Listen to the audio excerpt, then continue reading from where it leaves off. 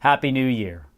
2010 is going to be wonderful for America, for Pennsylvania, and for change in our Senate leadership in Pennsylvania.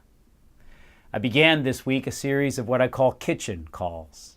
When I was in the U.S. military, I would sit down frequently with my sailors, and I commanded a ship, and have what I called captain calls.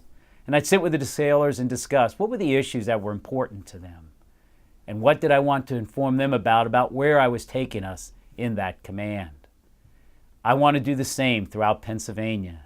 So from Lackawanna County over to Allegheny County, Erie County, Bucks, and Westmoreland counties.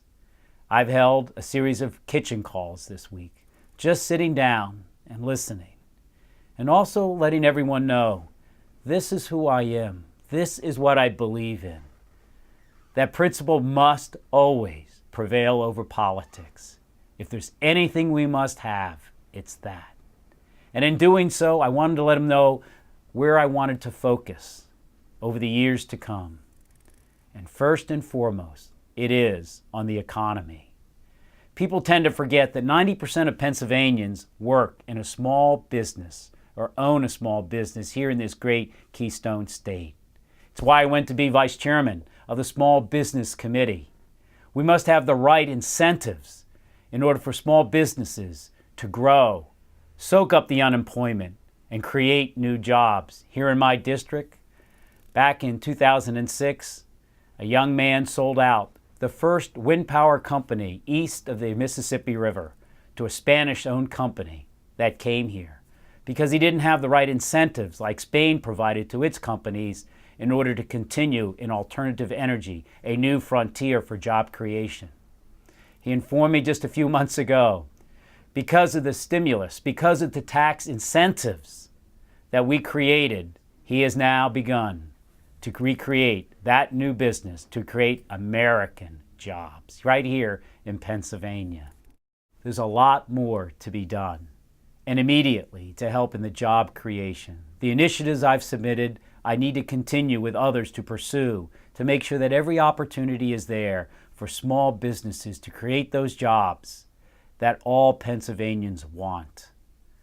I want to ensure that when we have a boon like the Marcellus Shale, that I listen closely to how well it can help us fund by its revenues those type of deficits we have in education spending, in transportation improvements, and in taking care of the infrastructure in Pennsylvania.